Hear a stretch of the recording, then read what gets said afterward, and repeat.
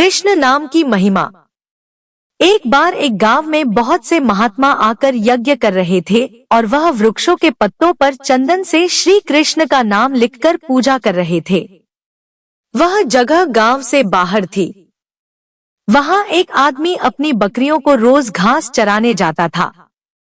साधु हवन यज्ञ करके वहां से जा चुके थे, लेकिन वह पत्ते वहीं पड़े रह गए। तभी घास चरती बकरियों में से एक बकरी ने वो कृष्ण नाम रूपी पत्तों को खा लिया। जब आदमी सभी बकरियों को घर लेकर गया तो सभी बकरियां अपने बाड़े में जाकर मैं करने लगी, लेकिन वह बकरी जिसने कृष्ण नाम को अपने अंदर ले लिया था, वह मैं की जगह कृष्ण कृष्ण करने लगी, क्योंकि उसके अंदर कृष्ण वास करने लगे थे। उसका मैं यानी अहम तो अपने आप ही दूर हो चुका था। जब सब बकरियां उसको कृष्ण कृष्ण कहते सुनती हैं, तो वह कहती है, यह क्या कह रही हो? अपनी भाषा छोड़कर यह क्या बोले जा रही है? मैं बोल। तो वह कहती है, कृष्ण नाम रूपी पत्ता मेरे अंदर चला गया, मेरा तो मैं भी चला गया। सभी बकरियां उसको अपनी भाषा में बहुत कुछ समझाती, परंतु वह टस से मस ना हुई और कृष्ण कृष्ण रटती रही। सभी बकरियों ने यह निर्णय किया कि इसको अपनी टोली से बाहर ही कर देते हैं। वह सब उसको सींग और धक्के मारकर बाड़े से बाहर निकाल देती हैं। सुबह जब मालिक आता है तो उसको बाड़े से बाहर देखता है तो उसको पकड़कर फिर अंदर कर देता है, परंतु बकरियां उसको फिर सींग मारकर बाहर कर देती हैं। मालिक को कुछ समझ नहीं आता, यह सब इसकी दुश्मन क्यों हो गई। मालिक सोचता है कि जरूर इसको कोई बीमारी होगी जो सब बकरियां इसको अपने पास भी आने नहीं दे रही। तो वह सोचता है कि यह ना हो कि एक बकरी के कारण सभी बीमार पड़ जाए। वह रात को उस बकरी को जंगल में छोड़ देता है। सुबह जब जंगल में अकेली खड़ी बकरी को एक व्यक्ति जो कि चोर होता है देखता है, तो वह उस बकरी को लेकर जल्दी से भाग जाता है और दूर गांव जाकर उसे किसी एक किसान को बेच देता है। किसान जो कि बहुत ही भोला भाला और भला मानस होता है, उसको कोई फर्क नहीं पड़ता कि बकरी मैं कर रही है या कृष्ण कृष्ण।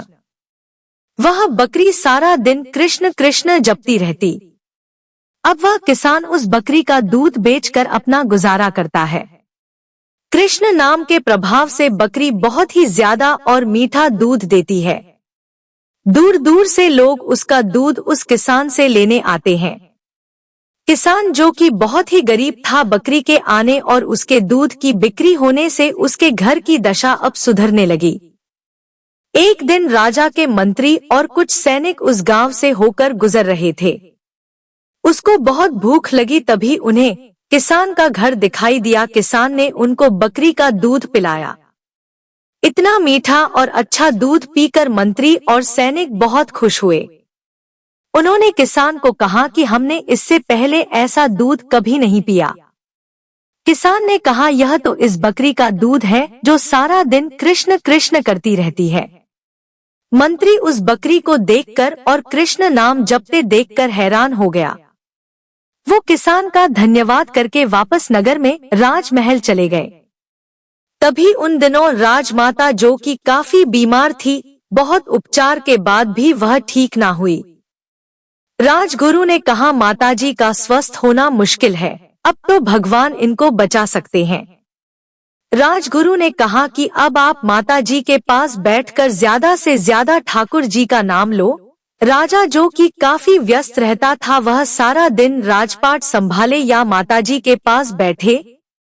नगर में किसी के पास भी इतना समय नहीं कि राजमाता के पास बैठकर भगवान का नाम ले सके।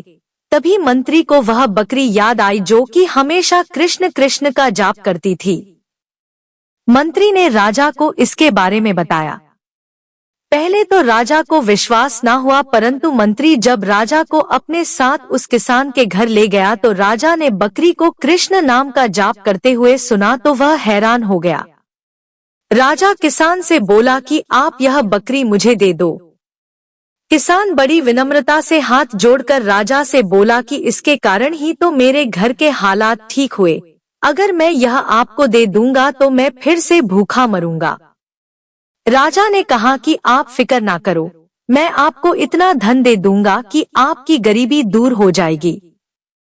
अब किसान ने खुशी खुशी बकरी को राजा को दे दिया। अब तो बकरी राजमहल में राजमाता के पास बैठकर निरंतर कृष्ण कृष्ण का जाप करती।